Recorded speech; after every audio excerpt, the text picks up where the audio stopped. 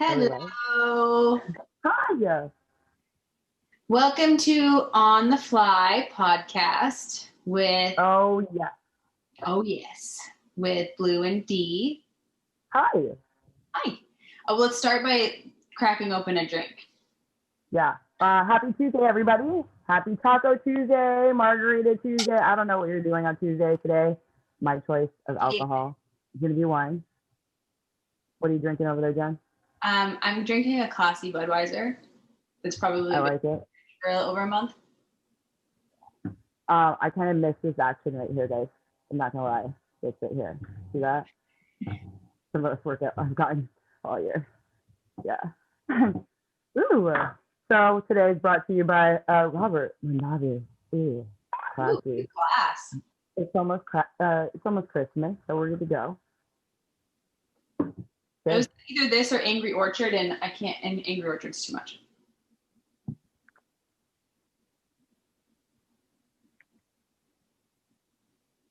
Yeah.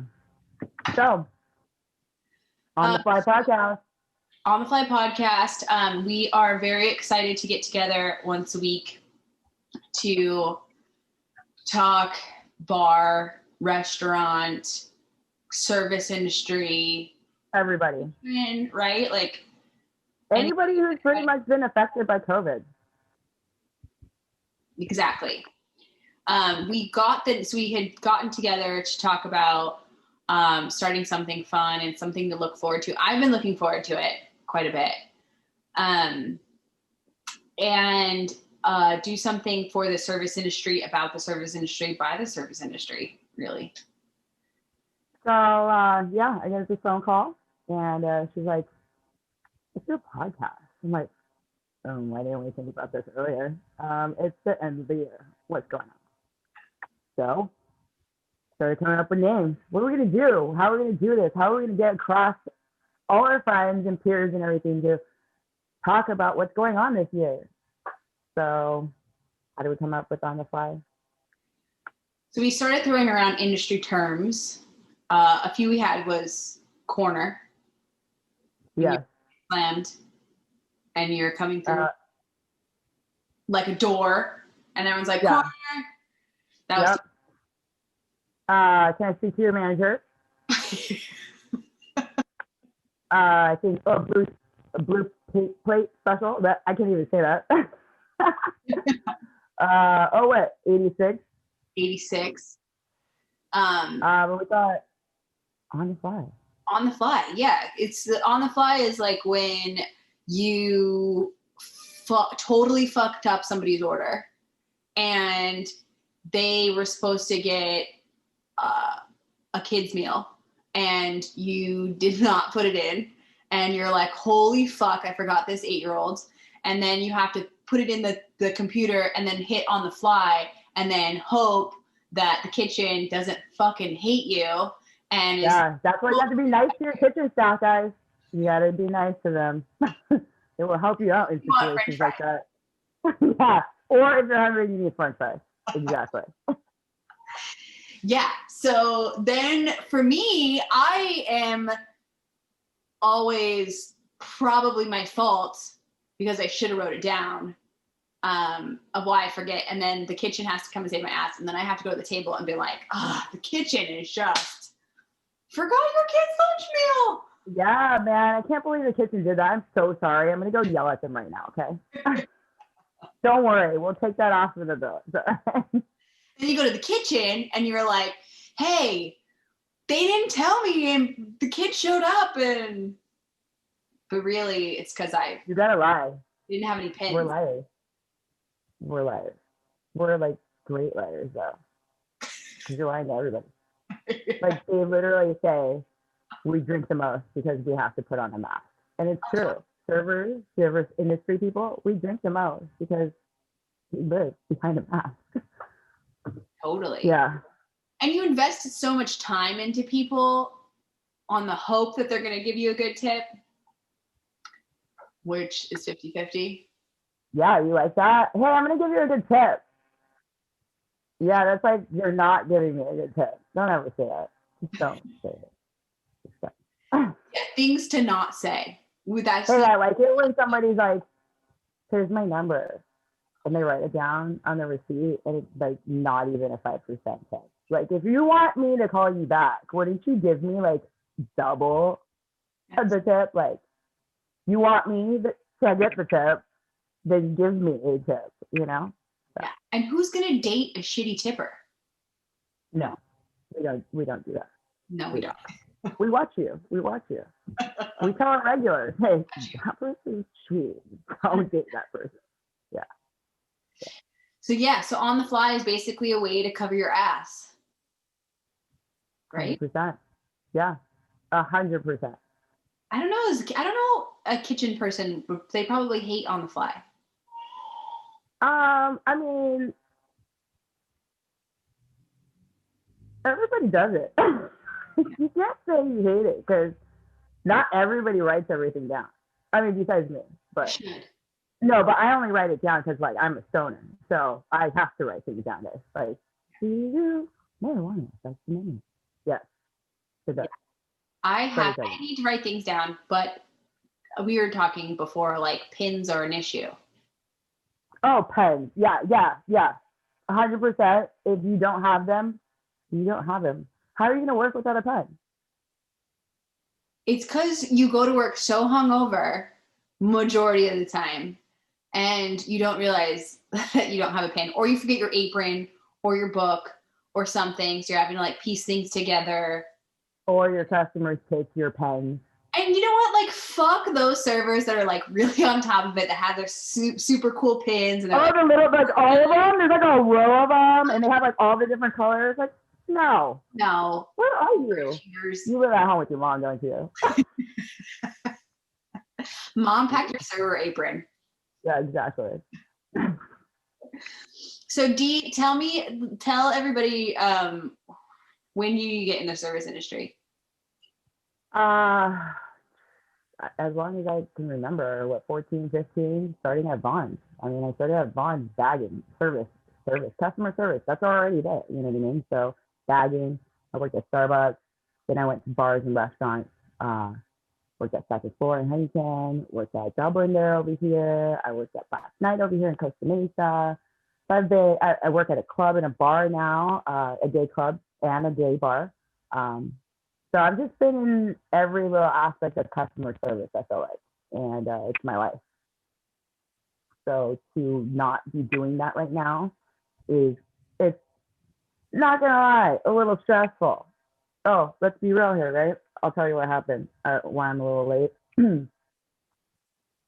So, you know, you're in the bathroom and taking a shower and stuff, and I have a thing where like I don't want my bathroom door open, right?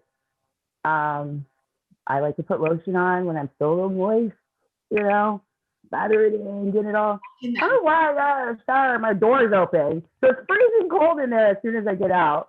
So anybody else living with their significant other, and it's kind of getting on your nerves because it's getting on my nerves because there's just that little incident right there, the shower door open.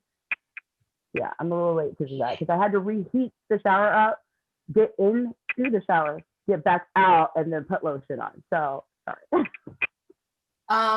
Hate it. And I don't understand the concept. You have to hold in the heat. You have to. It's cold. I get it. He's hot. He's a guy though. They run hot. You know what I mean? That's cool. Like I can walk in and out of the shower when he's in there. I can do whatever I want. You know. He gets out. He's fine. I get out. No. Everything is like re-through. I do like no. So yeah, it's definitely becoming a little stressful, a little tedious. Like not having like it's just like not enough to do, and we're so used to having that chaotic, like just like the shitty customers, the co-workers, you know what I mean, and like the dishes and the dishwasher and the cooks and like just anything and everything. Silverware, your roll-ups at the end of the night. Like I make roll-ups. Who would have thought? That's what I did Sunday. I did roll-ups at my house for my brunch. Why? I don't know. I think so. Like find comfort in the chaos of it all. Yeah, 100%. I was stressed. We miss that. We do. I miss it. We do. It's like the worst, but like also the best at the same time. Yeah. That only Too. did it where you would understand the concept of it. No, nope. You're not going to get it. If you've never been in the service industry, you're just not going to get it. You guys can sit there and say all you want about, well, I work at home and well, we don't. Like, we don't. Like, we live on that whole, like, touching and, you know, interaction with people and, like, like, being social butterflies. I could never live in a cubicle. Never. It's just not going to happen. Do you feel like there's like a type of personality, right? That veers into this industry? Because I feel like our types of people, like our team, if you will, doesn't mesh in like the outside world. Or maybe they do, but it's like a hard transfer. It's like not like you can put our type of people into that sort of setting, like a banking type stuffy. Like we're just like something about our people to do what we do, to like smile at somebody that we, you know. Yeah, I feel like it's definitely an adjustment. Like you have to adapt to any situation. So anybody who can adapt to situations, I feel like are the people that can handle it. The people that can't, you know, and they do end up moving on and going to corporations like banks and cubicles and stuff. So, and the people that do hang out that, you know, are there for years around the same bars and stuff, you know, those are your people. You're going to be working with them multiple times in the same area. You know what I mean? I don't know how many times I've gone to a restaurant where I'm working with another one of my coworkers that I've already worked with, you know, or bringing in a coworker that I've already worked with because, hey, we need strong people. So, hey, I know strong people, you know. So how about you? When did you get into the service industry? So I got 3 days after I turned 16. It was like a big wish of mine to work. And I got a job at a little Mexican restaurant and I had to wear a little black skirt. I was 16, but mind you, I don't know what my parents were thinking, but they got free chips and salsa. So that's probably why they're like cool with it. The guac and chips, that's all that matters. So I had to wear this black skirt, maroon suspenders, button up like men's dress shirt with a little maroon bow tie. Okay, like Catholic schoolgirl meets like I don't know what the uniform was. Yeah, it was like, and then the men wore like black slacks with the same suspenders and the same bow tie. I don't know, like that was like, I was so into it.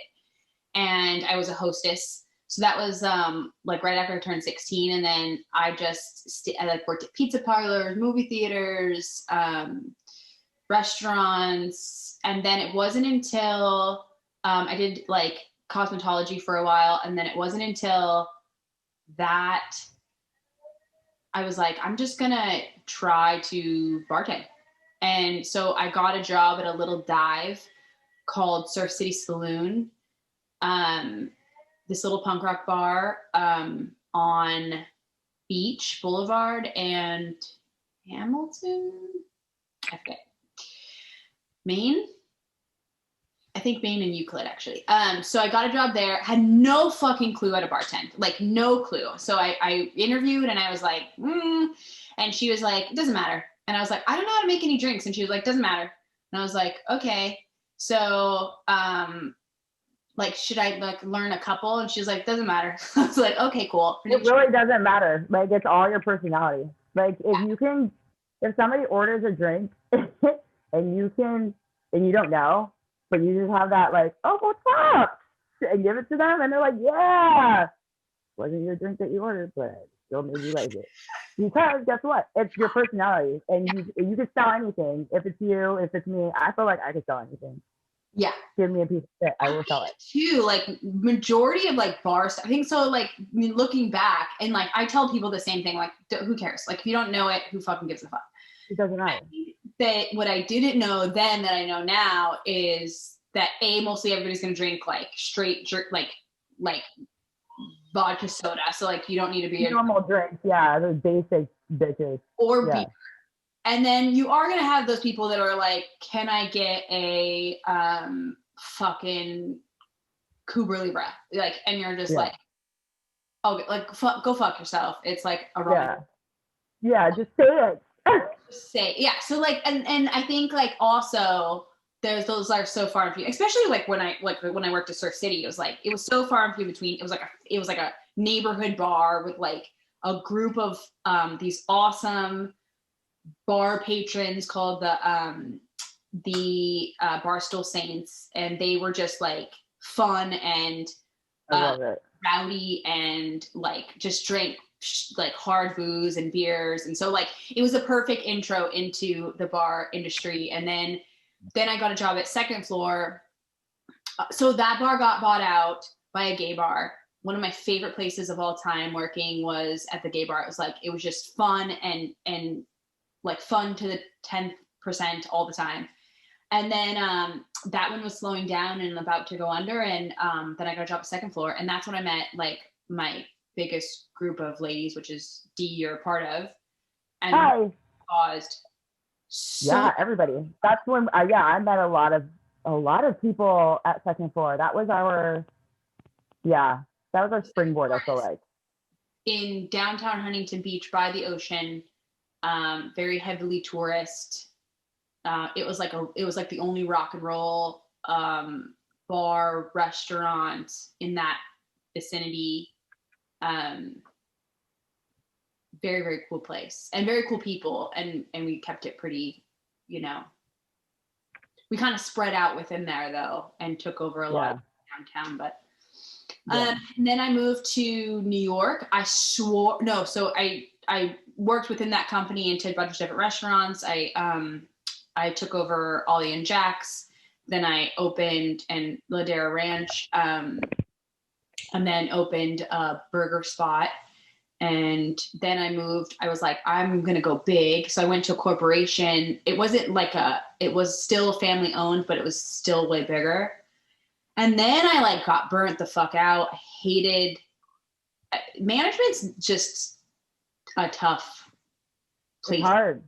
Yeah. So I came to New York on a one-way ticket, just gonna figure it out. And then I stumbled a really cool bar, music venue, and then I worked my way up to a GM, which I was very reluctant to do, but because of the ownership, I was like, I have to. So I've been in the industry a long, long, long time. Too long, which feels like I feel like, you know, when you're like when it says like your birth month and then you're scrolling back into like the 80s. Oh, 100%. It's like all just service. Like, what else did I do? I know I worked I know I did lending and titles and all that stuff and disclosures, but like. You did? That was like, yeah, dude. And then the refi boom happened. I lost all that money. Everybody lost all their houses. All the guys that were driving Mercedes and stuff weren't driving Mercedes anymore. You know what I mean? I never knew that. I did that too for a hot minute. Oh yeah. So I was like, I'm gonna try to grow up, because my mom was like, what are you gonna do? You're gonna live in like work at a bar the rest of your life? And I'm like, oh, okay, like maybe I should look into like growing up.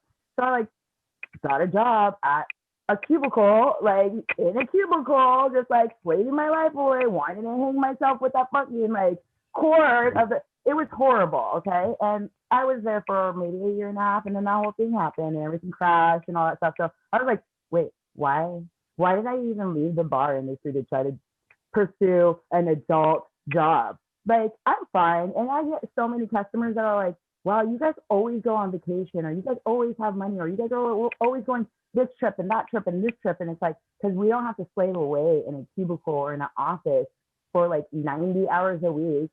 We get to make money in 3 or 4 days, and we get to spend the rest of our time just hanging out, enjoying life. Yep. That's why we do what we do.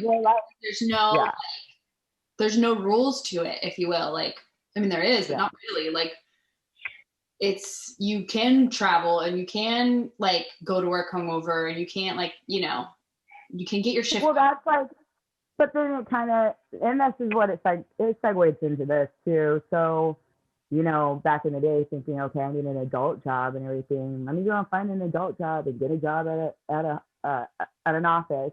And, oh, okay, that goes down. So I'm going back to the bar industry to make money and do something that I love. But then this whole thing happens. And it's like, what? Like, now I can't even do something that I actually enjoy, that I wanted to do in my life. Like that's not essential, So that's so funny. I think it's a very strange time because so now I work at a bar called Arlene's Grocery in the Lower East Side of Manhattan, and that's like something that I thought really struck a chord with me. My bosses were talking about all the crazy things that have happened in New York, like 9/11, Hurricane Sandy, like all these catastrophic things. And they were like, nothing has ever affected the service industry before. Like that's where people went when Wall Street crashed, like we boomed because these people, like, alcohol is your escape. I know it's like not healthy to say, but like it's like movie theaters, like gyms, all hotels. Well, they say all of this is what people do to escape like shitty days, So yeah, it's very interesting that our industry was hit so hard. Yeah. Well, they say that the last thing to go is alcohol. If people are in the worst rut, the last thing that they're going to stop doing is drinking. Like, well, I read that even in COVID. So now it's like this whole thing's happening. It's like, how many people are drinking bottles at home? Bottles and bottles at home. They said it's still like a booming industry. It just, you can't. It's not the bars and the restaurants. Yeah. Yeah. It's an interesting. But you did title and lending too. Why did you stop? I want to know this. I want to know what happened to yours. Okay, so I always say that I participated in the crash of 2008 because 100%. I did. Shady fucking shit, D. Like I can should probably not say this out loud, but like we would put things up in the window to get people's signatures and doctor things and like, I mean, just some shady shit that we did. And and some people probably shouldn't have had those loans. So there's a comedian who actually like talks about how he was a part of it. And it was you'd see people in fucking Beamers and Audis and like all these fucking things. I came in kind of late, like I came in like right before it crashed. Yeah. So and I didn't know, like I had no idea like what to do with that money. I was like Target, like $500 Target. I know, I was making good money at office job. Yeah, I made some good money, but I was still like in a cubicle just staring at walls. I was like, whoa, like literally trapped in a box. That's the song, theme song. Oh yeah, cool. I started cold calling. That's how I started. I had to like call and like I'm not the type. Like I am like ADD and yeah, they're like hanging up on you. You're just like, no. I don't like rejection. Worst feeling in the world. Yeah. Worst feeling in the world. Why would I want to work there if I'm feeling like shit every single day that I work there? No. Yeah, it wasn't for me either. But yeah, the money was good. I ended up doing processing. But yeah, I contributed to the 2008 housing crash. I like it. So both of us, yeah. How weird. I didn't know that in all these years I've known you. Yeah, that's a word that I never knew that about you either. I think it's because we want to just forget about that. Like, who wants to think that they lived their life in a cubicle for a year or two? No, I'm done. I like my freedom. I like looking out into the world, Yeah. You post all your little pictures up. Yeah. Yeah. All the palm trees and all that stuff. You have your desktop. It's all ocean view. I love to just walk down to the beach. I like the whiteboard that I wrote like Social D lyric on. Oh yeah, it's just like when Biscuit breaks off, just lyrics on there. The whole thing, just tag it. Yeah, totally. Well, how much do you miss music right now? Okay. Live music. That's the one thing that I miss, and that we had so many concerts lined up this year. And I know you know me. We love going to shows. Like that's our life. We love that stuff. But unfortunately, I don't feel like it's gonna ever go back to how it was. Ever. You're never gonna see those big old mosh pits and all that ever. Like it was just at, was it Captain Jack? I think it was Jack's over here. Oh no, it was Jack's over here. And we had it was a Delta bomber. and we went, and it was all table, like 4 people at a table. We weren't allowed to get up and dance. This is a rock and roll. This is like, some good stuff. No, you can't get me liquored. You can't get me liquored and then have me sit down. I want to dance. Yeah. You can't dance? Yeah, no, totally. And especially New York. Like, you guys have so many venues. We have a lot of venues. Yeah, we do. I think it'll come back. I think it'll just take I think it'll be one of the first things to come back. You think so? I feel like you can't. Like how big it usually is when it's like you feel the sweaty bodies on each other. Like, you think it's going to come back? I think you're right. Like, I mean, I think that people are going to, it's going to be like an uncomfortable thing. Like before everybody would hug, right? And like, and I feel like it's going to take a while to come back. People get scared. They're like, yeah. And like, I think it's going to be like a minute before people are wanting to like be like have somebody else's sweat that they don't know like who you are like on me. Like I think like I don't even want that sweat on me, and I've been with him for 9 years. Like, no, I don't want your sweat on me. There's nothing worse than going to a concert and just someone being an over sweater near you. Just like over, like that there's like beads. Like everybody's sweaty. So you're allotted a certain amount of sweat. But then there's always that fucking dude, and it's a dude who is really fucking sweaty, and he's always right fucking next to me. Oh, nasty.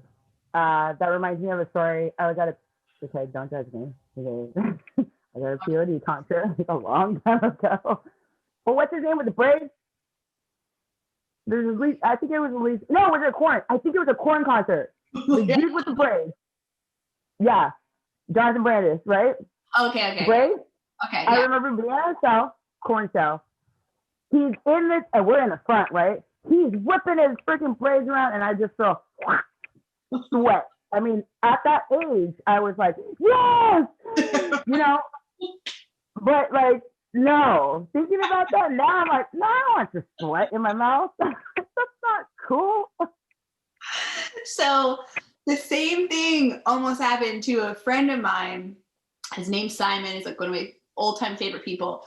He, the lead singer to The Used, hawked this nasty fucking loogie, like the most nasty loogie ever, and just like, and like into the crowd, and it just flopped right on his head, and we were like, yeah.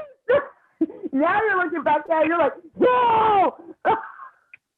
Yeah. And that dude is fucking gross. Like the hygiene on that man, like super, like amazing music, but you maybe don't want him to hawk a loogie on your head. But we were so pumped about it. I don't know actually if he was pumped about it, but we were pumped about it. I know, I 100% was pumped about it. But looking back at it, I'm like, why was I so happy that some other dude's sweat just got it? Like, braid sweat? Yeah. I'm like, I don't know, man. That's cool, but yeah, so what else is there? So we are going to be sitting down every Tuesday, 7 p.m. You could tune in to our YouTube, and please subscribe. We are trying to get subscribers there, and you can catch all of our podcasts until we are on all platforms. But right now we're just exclusively with YouTube. So please subscribe to On the Fly podcast on YouTube. And Dee, what's our Insta handle? Instagram handle is on_the_fly_podcast. And that's our Instagram handle. Check it out. We're going to have some more bartenders. Yeah. Oh, gas. You said gas, and just any variety of gas, like service industry gas. We'll start having drinks on the show, make a little cocktail. Should be fun. Yeah. So can't wait to see you guys there. We love you guys so very much. Happy fucking COVID 2020. Cheers. Yeah. On 5.